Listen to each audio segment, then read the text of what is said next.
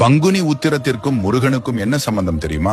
மாதம் மாதம் வரும் உத்திரம் நட்சத்திரத்தை விட பங்குனி மாதத்தில் வரும் உத்திரம் நட்சத்திரம் மிகவும் சிறப்பு வாய்ந்தது. 12வது மாதமான பங்குனியும் 12வது நட்சத்திரமான உத்திரமும் இணையும் புனித நாள் பங்குனி உத்திரம். பங்குனி உத்திரம் முருகப்பெருமானுக்கு மிகவும் சிறப்பான திருநாளாகும். முருகப்பெருமானுக்கும் பங்குனி உத்திரத்திற்கும் ஒரு நெருங்கிய தொடர்பு உள்ளது. முருகனுக்கு 12 கரங்கள். இந்த 12 கரங்கள் கொண்டிருக்கக்கூடிய முருகனை 12வது மாதத்தில் வரக்கூடிய 12வது நட்சத்திரத்தில் வழிபடுவதுதான் மிகவும் சிறப்பான விஷயம். இதற்கு ஒரு வரலாற்று கதையும் கூறப்படுகிறது. சூரபத்மனின் தம்பியான தாரகாசுரன் எலியாய் மாறி கிரவுன் மலையில் புகுந்து கொள்கிறான். அப்பொழுது படை வீடு அமைத்து தங்கி இருக்கக்கூடிய முருகப்பெருமான் தன்னுடைய வேல் கொண்டு அந்த கிரவுன் மலையை வீழ்த்தி எறிகிறார். அந்த நாள் தான் பங்குனி உத்திரம் என்று கூறுகிறார்கள். அது மட்டுமில்லாமல் சூரசம்ஹாரத்திற்கு பிறகு இந்திரன் முருகனிடமில்லாத ஒன்றினை பரிசாக கொடுக்க விரும்பினார். ஆனால் முருகனிடம் அழகு, பொருள் இப்படி எல்லாமும் இருந்தது. வரன் மட்டும்தான் இல்லை. அதனால் இந்திரன் தன் மகளான தெய்வானையை முருகனுக்கு திருமணம் செய்து கொடுத்தான். முருகன் தெய்வானையை மணம் முடித்த நாள்தான் பங்குனி உத்திரம்.